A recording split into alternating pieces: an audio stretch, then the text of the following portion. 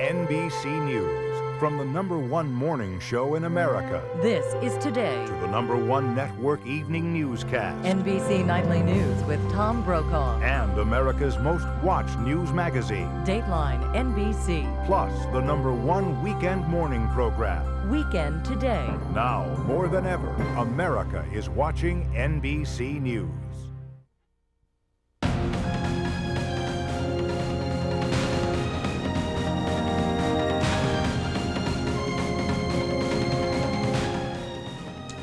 Hello, I'm Tom Brokaw.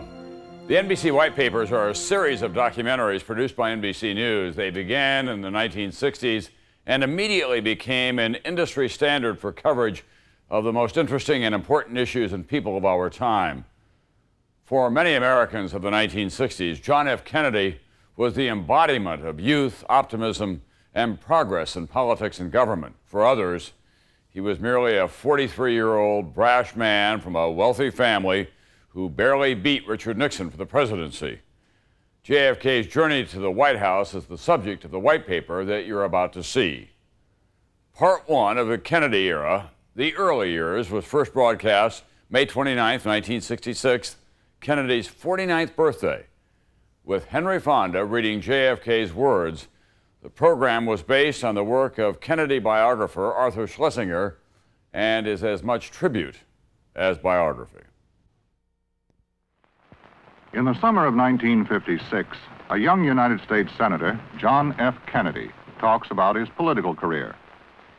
Well, I suppose I'm prejudiced, but I must say that I found it to be a wonderful job. I suppose I had good luck. I came out of the Navy in 1945 and then ran for Congress in 46 and served there for 3 terms and then came to the Senate. I think it offers a tremendous opportunity for anyone, so that I'm enthusiastic about my work, and I think, and I hope to continue it, but of course no one can tell in this business how long you're going to survive. By 1956, John Fitzgerald Kennedy had already survived and flourished for 10 years in politics, and had also lived through the violence and bitterness of war. This will be the story of those early years, of the development of Kennedy's ideas, as well as his career, of the interplay between his personal experience and the large events of his time, a war and the difficult and uneasy peace that followed. During those years, he wrote, "Without belittling the courage of men who have died, we should not forget those acts of courage with which men have lived. The courage of life is often a less dramatic spectacle than the courage of a final moment, but it is no less a magnificent mixture of triumph and tragedy. A man does what he must in spite of personal consequences, in spite of obstacles and dangers and pressures, and that is the basis of all human morality."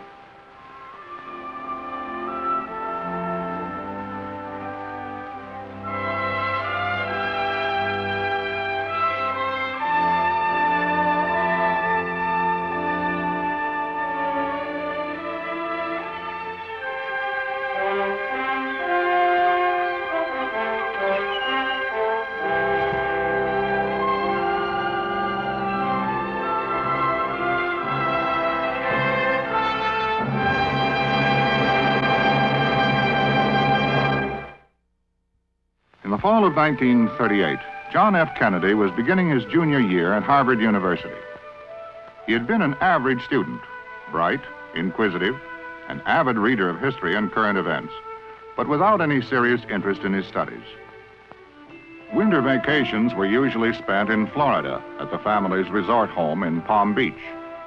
The Kennedys were millionaires, but the children had been brought up to regard money as a means, not an end. And there had been a toughness and discipline to their upbringing that was not evident in the comfort of their surroundings.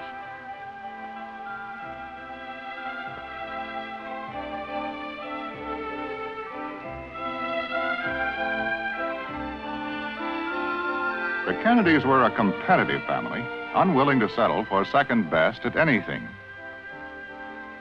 But they were also a warm family, fiercely loyal to each other in dealing with the outside world, and more than most families, bound together by love.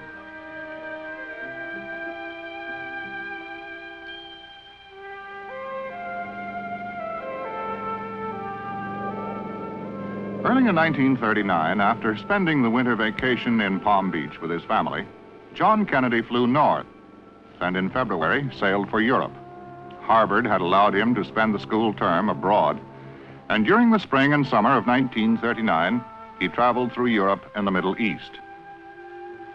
He wrote a detailed report about each country he visited, using the American embassies as temporary offices, and forwarded the reports to his father, the American ambassador to Great Britain. In the summer of 1939, England, finally awake to the possibility of war, was busy preparing its defenses.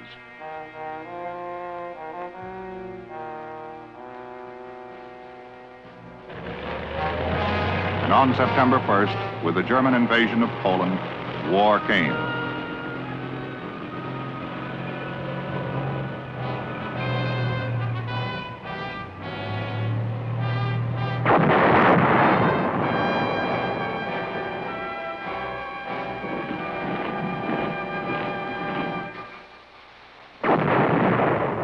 The day war was declared, a German submarine torpedoed the British liner Athenia.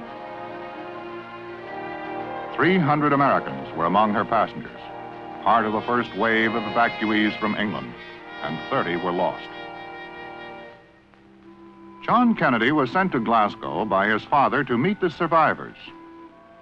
His assignment was to get the full facts about what had happened and to do what little he could to help. For one small group of Americans, the introduction to war had come early. For the British, it would soon follow.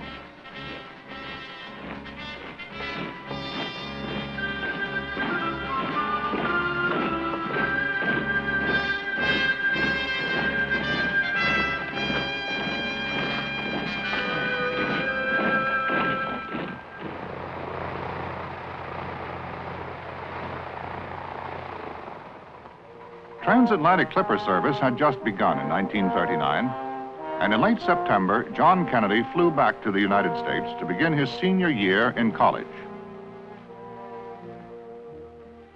Working at Harvard's Widener Library, he put to use the observations and insights he had gained from his 8 months abroad. That winter, he concentrated on writing an honors thesis entitled Appeasement at Munich. The essay was so well received that Kennedy decided to expand it and try to get it published. The result was a book called Why England Slept, which soon became a bestseller, a heady experience for a 23-year-old.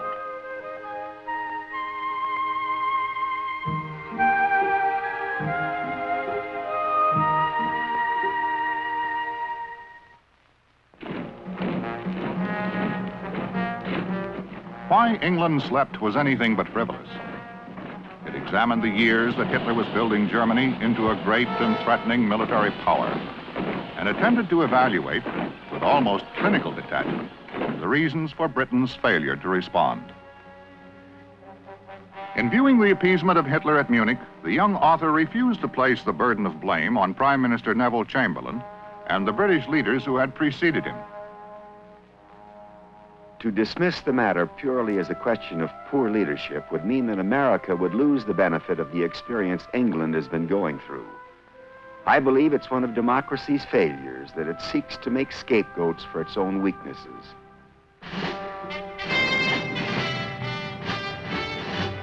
At a time in 1940 when America was in the first stages of her own hasty and delayed rearmament program, the author summed up what he believed was the fundamental issue involved.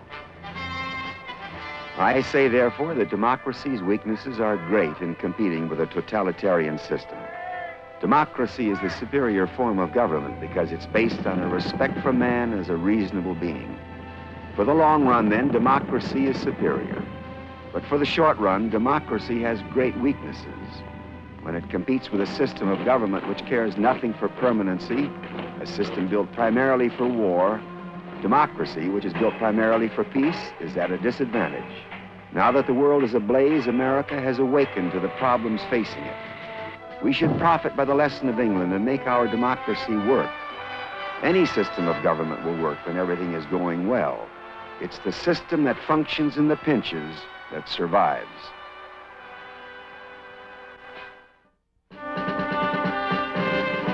In the fall of 1940, with all of Europe lying at the feet of Hitler's armies, America began the first peacetime military draft in its history. The country was moving toward war, and young Americans of military age tried to enjoy the little time that was left.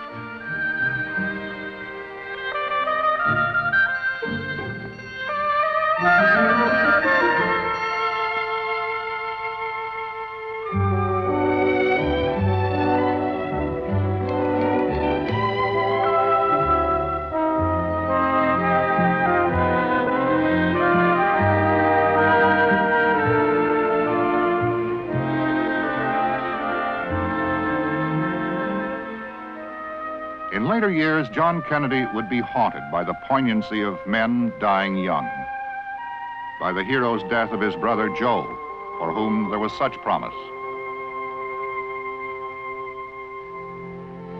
his sister Kathleen, whose husband would be killed in the war, and who would herself die in a plane crash soon afterward, Bill Coleman Jr. from Harvard, also to die in the war.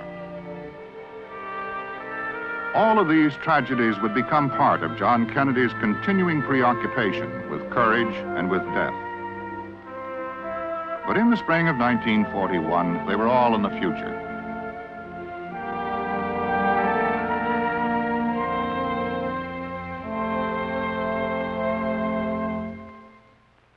Nine months before Pearl Harbor, John Kennedy tried to enlist in the Army, but was rejected because of a back injury he had suffered while playing football at Harvard. He went through 5 months of strengthening exercises, and in September was accepted by the Navy and commissioned an ensign. After Pearl Harbor, he applied for sea duty, and early in 1943 was sent to the South Pacific, to the naval base at Tulagi in the Solomon Islands, where he waited for an assignment. Soon he was made commander of his own PT boat. His act of heroism as the skipper of PT 109 is familiar to every American. With characteristic understatement, he would later dismiss it with, "It was involuntary. They sank my boat." But the courage, endurance, and leadership he displayed after his boat was rammed by a Japanese destroyer constituted one of the outstanding acts of heroism in a war that knew many heroes.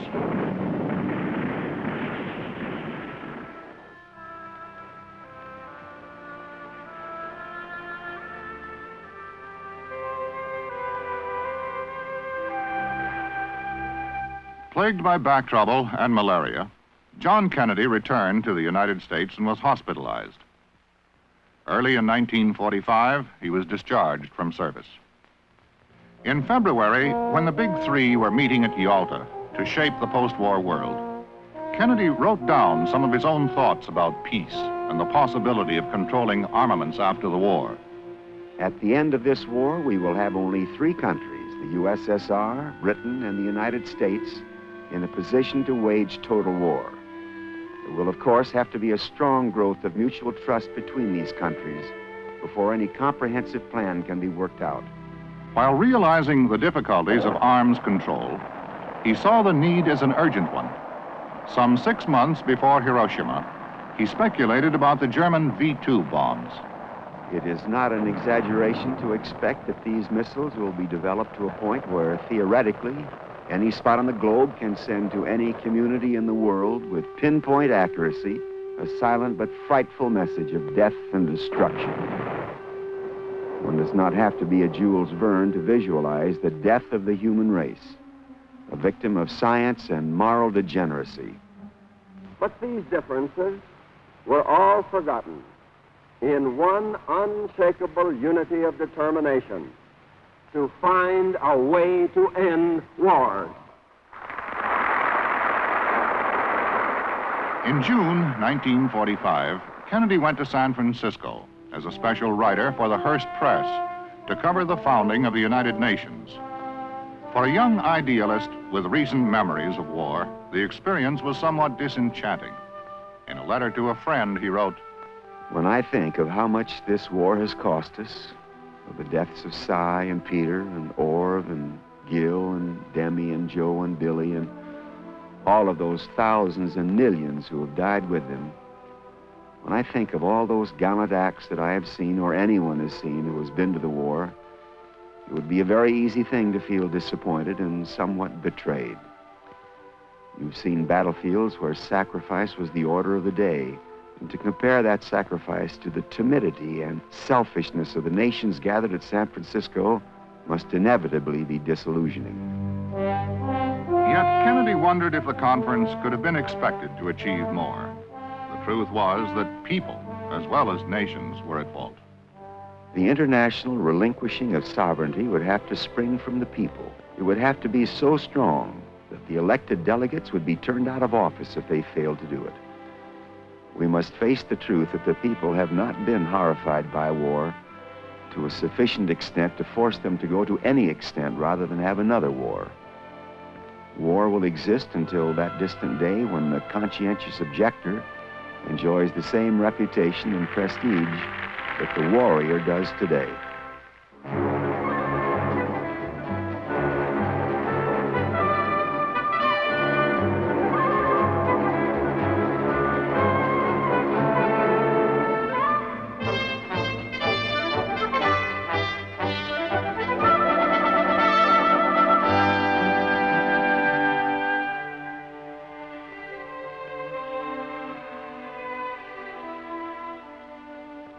At the end of the war, John Kennedy looked almost as young as his two surviving brothers.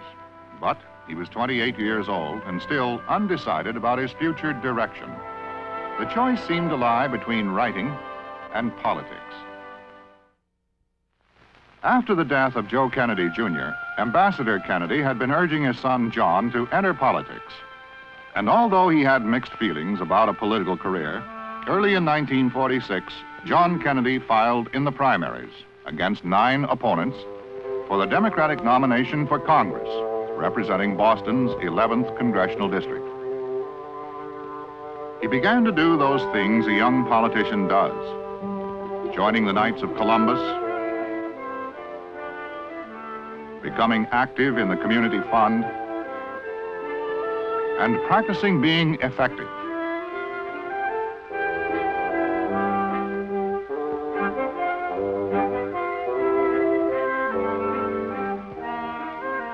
Kennedy learned campaigning as he campaigned. At first, he was awkward as a public speaker and did much better talking informally with small groups. He tried to meet as many people as possible and to cover every inch of his district, spending an average of 14 hours a day campaigning.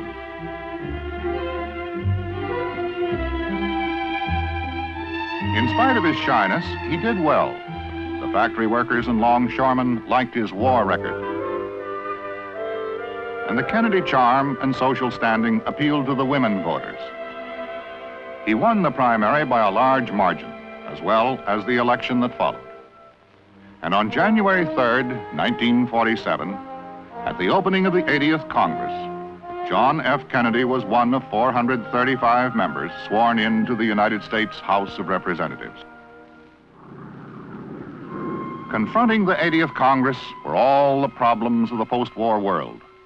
Europe was still in ruins, cities reduced to rubble, factories silent, people jobless and hungry.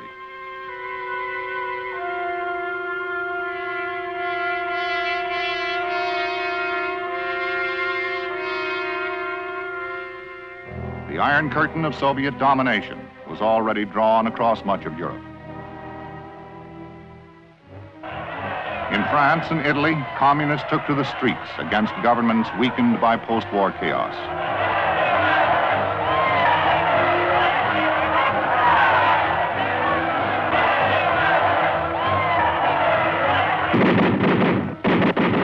In Greece, Soviet-supported guerrillas were fighting in the hills and in the cities, and Russian pressure was increasing on Turkey as well. The United States was faced with an historic choice: to abandon America's traditional isolationism or to abandon Greece and Turkey. President Truman gave the answer. Should we fail to aid Greece and Turkey in this fateful hour, the effect will be far-reaching to the West as well as to the East. This is no more than a frank recognition that totalitarian regimes imposed upon free peoples by direct or indirect aggression, undermine the foundations of international peace and hence the security of the United States. In 1947, after 150 years of peacetime isolation, the United States embarked on a policy of involvement in the problems of Europe to contain communism and, with the Marshall Plan, to rebuild democracy.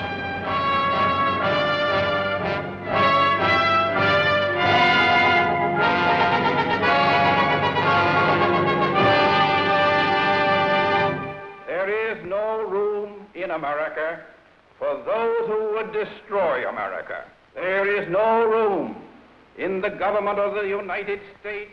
Spurred by the sharpening hostilities and suspicions of the Cold War, Americans became increasingly preoccupied with the internal threat of communism. The aura of espionage surrounding the perjury trial of Alger Hiss, a respected former State Department official, seemed to lend substance to people's fears. The case also created a reputation for Richard Nixon, the young congressman who helped bring Hiss to trial. And in 1950, a freshman senator from Wisconsin made instant headlines by launching charges of wholesale espionage in government. That group in the State Department that's sabotaging our foreign policy. Now, let me say this. You can buy spies. The little fellow who will sell his country for 30 pieces of silver, he is not the most dangerous man.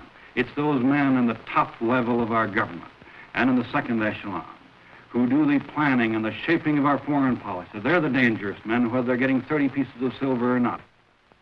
McCarthy's charges brought immediate and angry replies from those accused. It is impossible for anyone to estimate the harmful effect that these innuendos have had on the success of my mission and the foreign policy of the United States.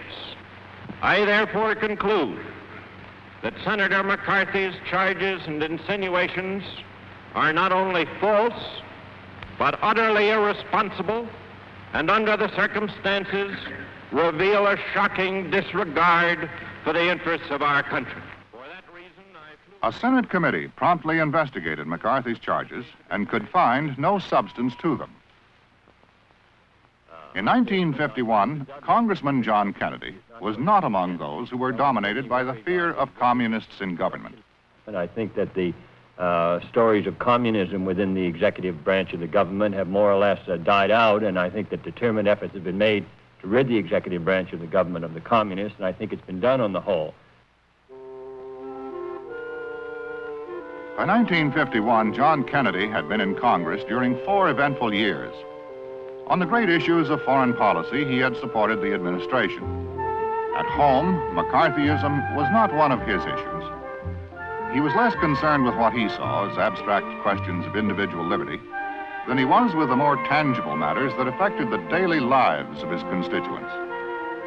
Higher minimum wage provisions, broadened Social Security, expanded low-cost housing.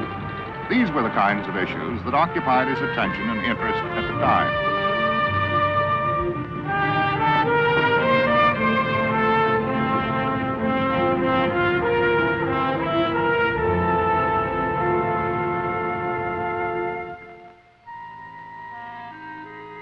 Perhaps the most significant event of the congressional years was a trip Kennedy made late in 1951 to the Middle East and Asia. The trip introduced him to a vast area of the world whose potential and whose massive problems he had dimly realized. It changed his thinking. On his return to Congress, he said, Mr. Chairman, last year I offered a motion to cut technical assistance in the Middle East. But this fall, I had an opportunity to visit that area in Southeast Asia, and I think we would be making a tremendous mistake to cut this money out of the bill. Many of us feel that the United States has concentrated too much on Western Europe. The life expectancy of people in India is 26 or 27 years, and they are increasing at the rate of 5 million a year, a rate much faster than the available food supply. The communists have a chance of seizing all of Asia in the next 5 or 6 years. What weapons do we have that will stop them? The most effective is technical assistance. It gives them some hope, at least, that their problems can be solved without turning to the communists. We are planning to spend a very large amount of money in this area for military assistance, which is of secondary importance compared to this program. In 1951, the war that was then called the Indochina War, and would later be called the Vietnam War, had been in progress for 5 years. During his world trip, Congressman Kennedy spent 10 days in Indochina. His observations were critical. In Indochina, we have allied ourselves to the desperate effort of a French regime to hang on to the remnants of empire. There's no broad general support of the native Vietnam government among the people of that area. To check the southern drive of communism makes sense, but not only through reliance on the force of arms.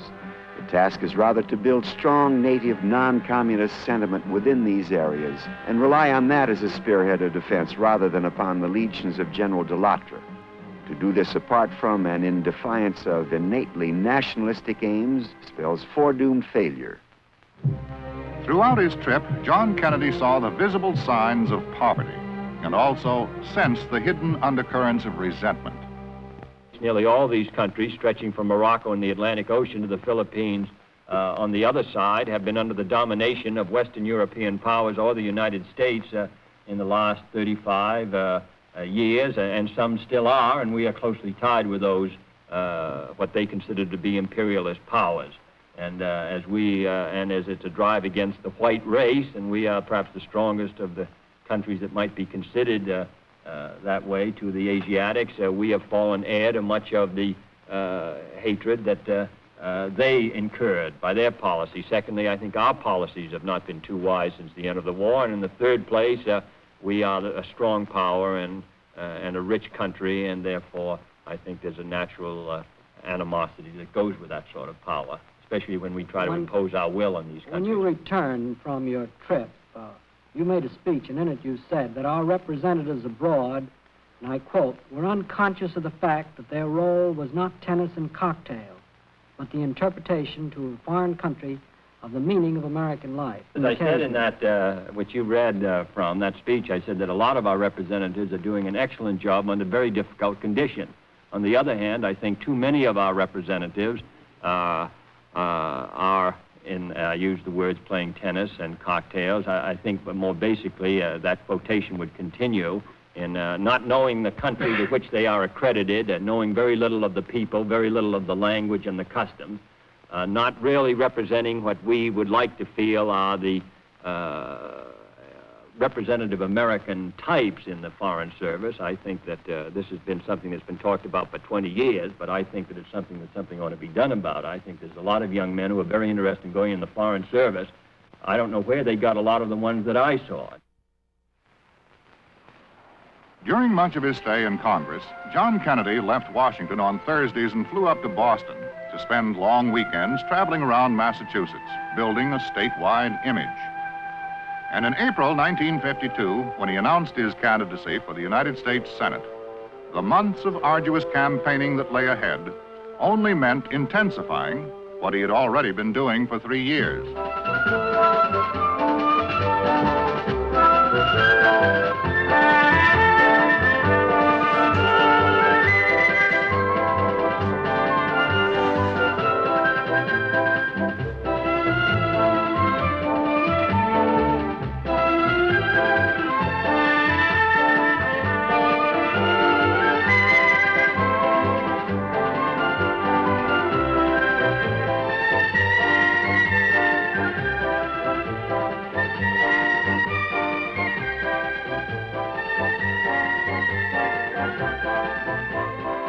Those who saw him only casually during the campaign had no idea of the ordeal the candidate was going through.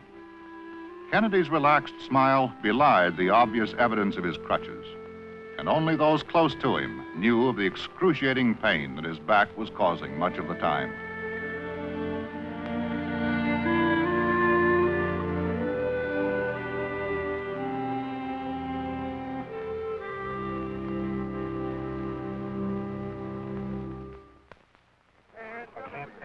The Democratic candidate for president in '52, Adlai Stevenson.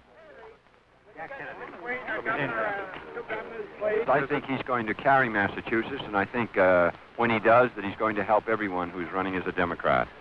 You're all set to give him a big... Although Kennedy voiced optimism about Stevenson's chances, he knew he was far from the favorite. I think it's been very good, and I think he's discussed the issues very honestly. Dwight Eisenhower was running well ahead, and his campaign manager, Henry Cabot Lodge, Jr., was Kennedy's opponent in the Senate race. But if Lodge had Eisenhower, Kennedy had his own secret weapon. Throughout the state, he held a series of receptions. In each city, the women who had been invited represented a carefully selected cross-section of the community.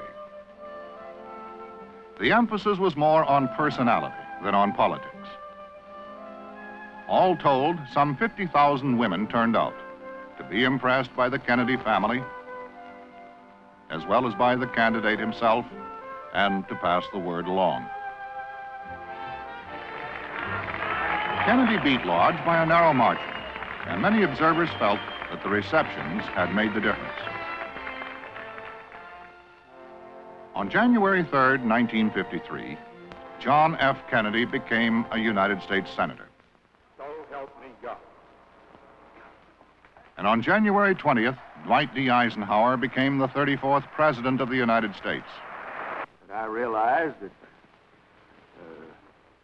Lyndon B. Johnson, the Democratic leader of the Senate, now presided over a minority. you to the Democrats in the minority. For the first time in 20 years, the Republican Party controlled the presidency and both houses of Congress. Robert Taft ruled the Senate. And Joseph McCarthy was about to move to the peak of his power. In the Soviet Union, the year 1953 was also a year of change. On March 5th, Joseph Stalin died. Millions of Russians came for a last look at the man who had ruled communism for almost 30 years. The struggle for power among those who saw themselves as Stalin's heirs was already beginning. It would take 3 years to resolve. But uncertainty in the Kremlin did not alter the reality of Russian military might. And in 1953, this increased immeasurably with the first Russian hydrogen bomb. In the Far East, the summer of 1953 brought final peace to Korea. The war ended exactly where it had begun, at the 38th parallel. During 1953, Senator Kennedy led his usual active life, politically and athletically.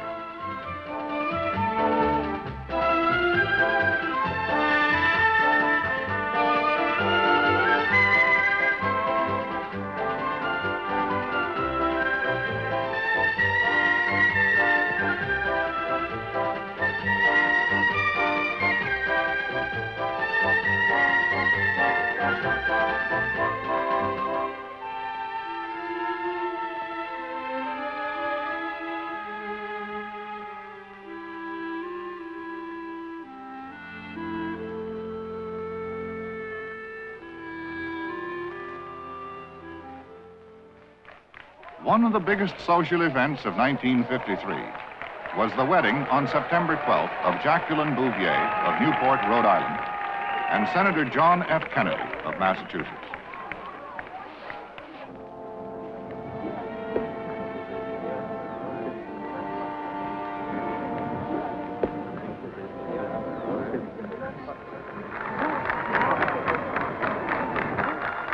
For years, John Kennedy had been considered one of the country's most eligible bachelors. Now, with his marriage, there was a great deal of curiosity about the lovely woman who had become his bride. How long did you know each other before you were married? We knew each other about a year. Are you a native, Washingtonian? No, I was born in New York. And your maiden name? Jacqueline Bouvier. Bouvier. French? That's right. Where did you go on your honeymoon? We went to Acapulco, Mexico. Do any fishing? Yes, my husband caught a 10-foot sailfish, which he has in his office. A real prize catch. Did you help him haul it in? Well, not really, but I was in the boat. All I did was pour water on him. You poured water on him? Yes. You say him, you mean the fish? Well, no, The fish just came? my husband. On your husband? Because it was so hot in that boiling sun, and he had to fight the fish for about 3 hours. So I just stayed there pouring water on him giving Coca-Cola. Is fishing one of your hobbies?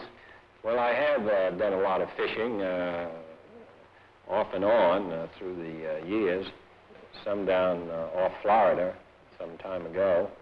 And during our honeymoon, we went to Mexico, and I fished down there. Well, if your husband should suddenly decide someday to leave politics, where would you like to live? Well, I suppose in Boston, because, well, that's where he comes from and where he belongs. I suppose any other place he'd be sort of drifting. You want to be with him? Yes. You're pretty much in love with him, aren't you? Oh. Well, Senator, to mix a little romance with politics, where did you meet your wife? Oh, I met her 3 years ago at a dinner here in Washington.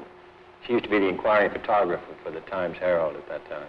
She was in journalism at the time. Was it a case of love at first sight? Well, I don't know whether...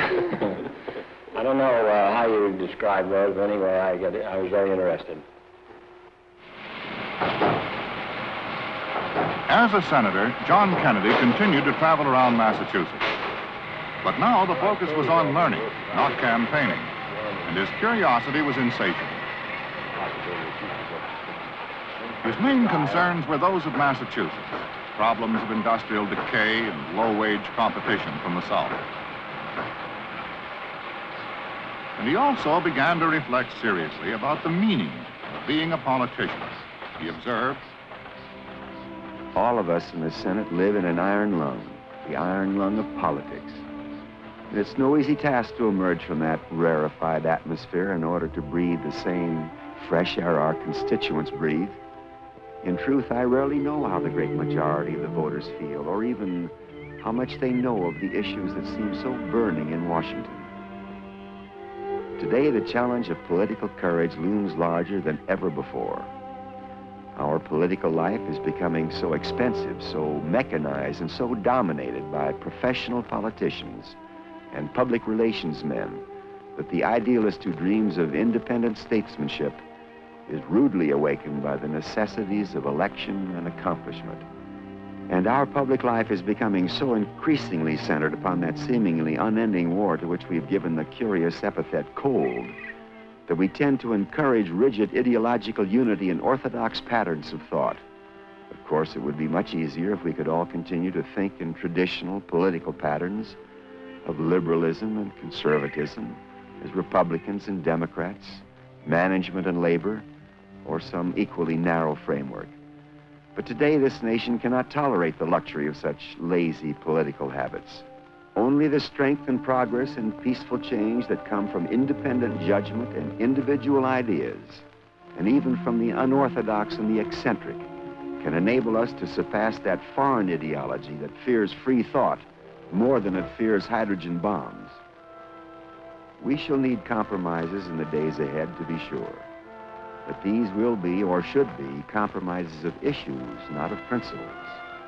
We can compromise our political positions, but not ourselves.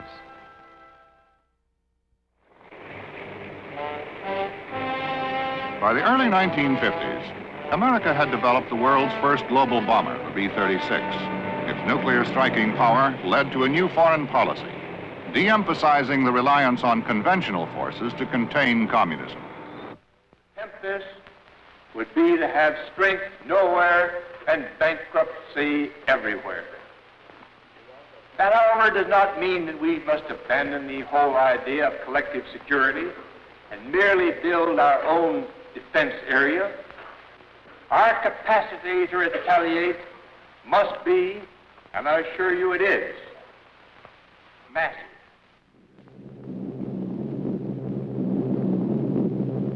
John Kennedy had always advocated a strong defense program, but like others, he questioned a policy that relied too heavily on nuclear deterrence. Soon after a hydrogen bomb test in the Pacific on March 1st, 1954, had created unexpected fallout hazards, he delivered a Senate speech. I think we now more fully realize the implications of the hydrogen age. The fear of a nuclear war in which no nation would be victor and all nations would be victims has radically altered the significance of a military program which relies primarily upon massive retaliatory power. For if the United States can meet aggression only by risking hydrogen warfare, we hand an advantage to the aggressor nation willing to achieve its conquest by methods short of those inducing us to take that risk. Our reduction of strength for resistance in so-called brush fire wars, while threatening atomic retaliation, has in effect invited expansion by the communists in areas such as Indochina. By March 1954, the brush fire war in Indochina was almost 8 years old, and the French position had deteriorated. Hoping to draw the communist guerrillas into decisive open battle, the French made a stand at the fortress of Dien Bien Phu. But by mid-March, the French forces were surrounded and cut off. Military aid from the United States had made it possible for France to maintain the war. But in spite of an ever-increasing flow of supplies, the French cause appeared doomed. The question of American military intervention was raised. This might have serious risks, but these risks are far less than would face us a few years from now if we dare not be resolute today. Senator Kennedy felt otherwise. I am reluctant to make any statement which may be misinterpreted as unappreciative of the gallant French struggle at Dien Bien Phu and elsewhere. But the speeches of President Eisenhower and Secretary Dulles and others have left too much unsaid. For if the American people are, for the fourth time in this century, to travel the long and tortuous road of war, particularly a war which we now realize would threaten the survival of civilization, then I believe we have a right to inquire in detail into the nature of the struggle in which we may become engaged. Certainly, I, for one, favor a policy of united action by many nations whenever necessary to achieve a military and political victory for the free world in that area, realizing full well that it may require some commitment of manpower. But to pour money, material, and men into the jungles of Indochina without at least a remote prospect of victory would be dangerously futile and self-destructive. Of course, all discussions of united action assume the inevitability of such victory. But such assumptions are not unlike similar predictions of confidence which have lulled the American people for many years. I am frankly of the belief that no amount of American military assistance in Indochina can conquer an enemy which is everywhere and at the same time nowhere. An enemy of the people which has the sympathy and covert support of the people. If the French persist in their refusal to grant the legitimate independence and freedom desired by the peoples of the Associated States, and if those peoples and the other peoples of Asia remain aloof from the conflict as they have in the past, then it is my hope that Secretary Dulles will recognize the futility of channeling American men and machines into that hopeless struggle. America did not intervene, and the Indochina War was settled at the conference table by partition. On July 20th, the opposing generals signed a ceasefire order. As a result of the Geneva Agreement, North Vietnam became a communist state, and into newly created South Vietnam came the remnants of the French army, and hundreds of thousands of refugees.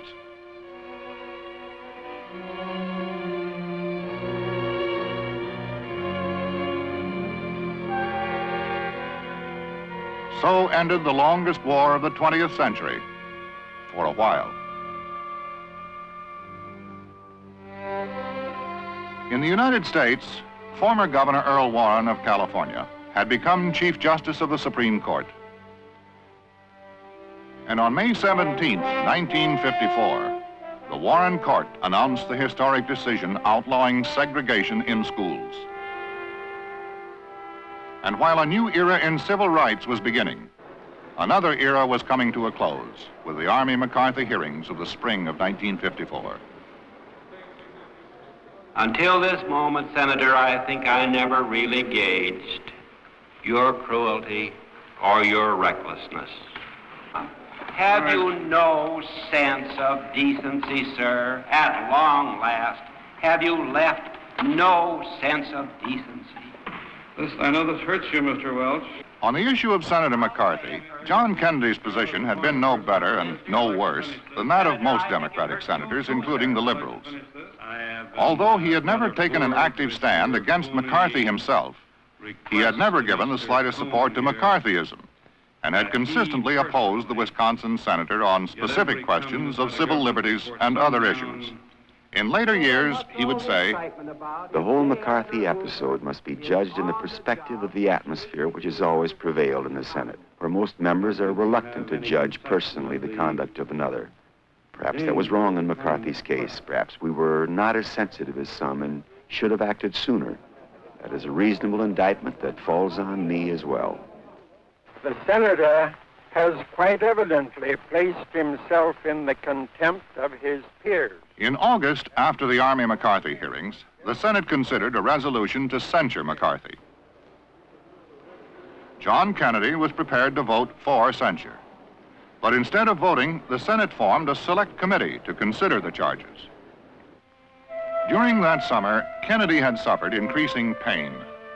And on October 21st, he entered the hospital to undergo a difficult and dangerous spinal operation. He was still in the hospital when the Senate voted on December 2nd to condemn McCarthy on the basis of his behavior during the committee hearings. Without question, Senator Kennedy would have joined in the vote against McCarthy if he had been present.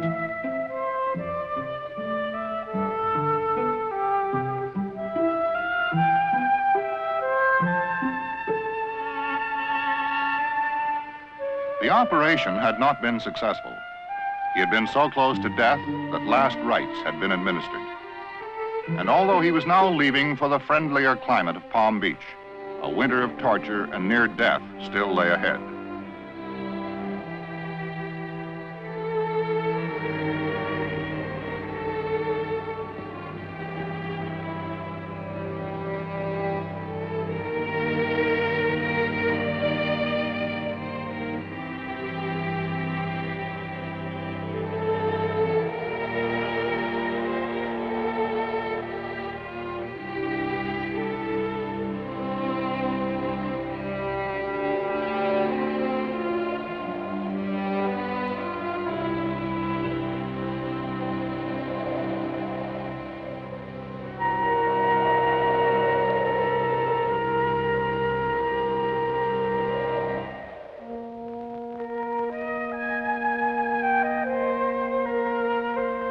When John Kennedy returned to the Senate in the spring of 1955, he had been absent for 7 months. During those months, the closeness to death, the long period of enforced idleness and reflection, had hastened his private crisis of identity. He emerged better focused, more serious, more formidable. The next year was a time of concentration on work and politics. And his Pulitzer Prize-winning book, Profiles in Courage, gave him recognition as a writer and an intellectual. By the summer of 1956, with a Democratic convention close at hand, he was already being questioned about his availability for the vice presidential nomination. Well, I would first say that I would assume that it would be difficult for anybody to refuse and that I would accept if I were asked. But I must say in all honesty that I don't think I'm going to be asked. Do you have any political ambitions for your husband? You know, he's being mentioned as a possible nominee, vice presidential nominee. Well, just whatever he has for himself, I have for him. Would you like to be the wife of a vice presidential nominee? Well, if he wanted to be the vice presidential nominee, I'd like being his wife.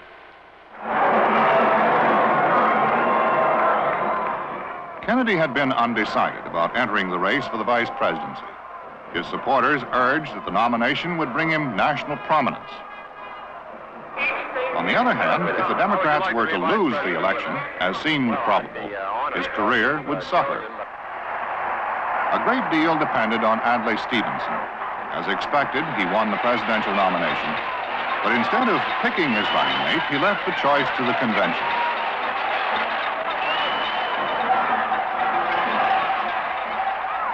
Kennedy decided to enter the free-for-all and quickly organized a campaign. Tennessee's Estes Kefauver was expected to win. But on the second ballot, Kennedy moved into the lead. Texas proudly casts its vote for that fighting sailor who wears the scars of battle and that fearless senator, the next vice president of the United States, John Kennedy of Massachusetts.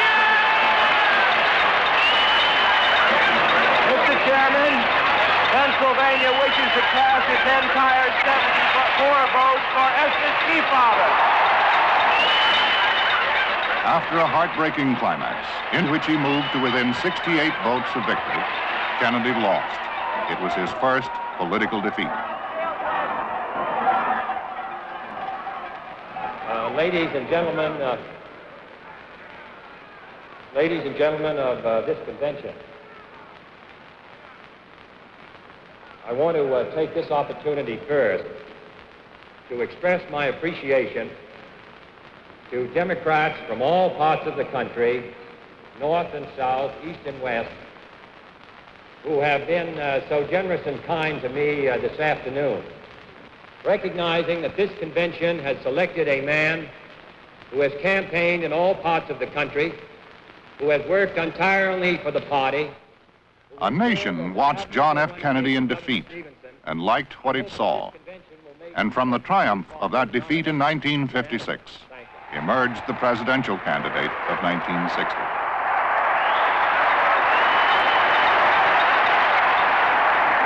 And I can assure all of you here who have reposed this confidence in me that I will be worthy of your trust. We will carry the fight to the people in the fall, and we shall win.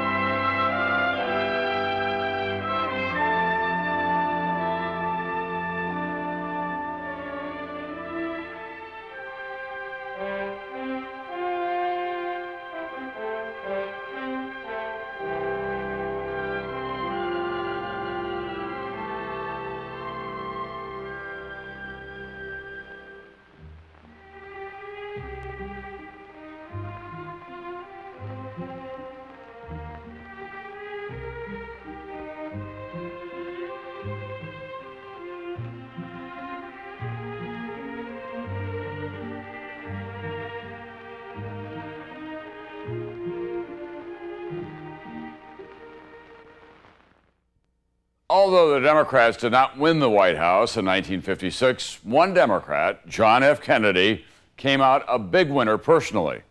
His rise in party stature and national exposure helped set the stage for what was to come. For that, be sure to see Part 2 of the Kennedy era, the presidency.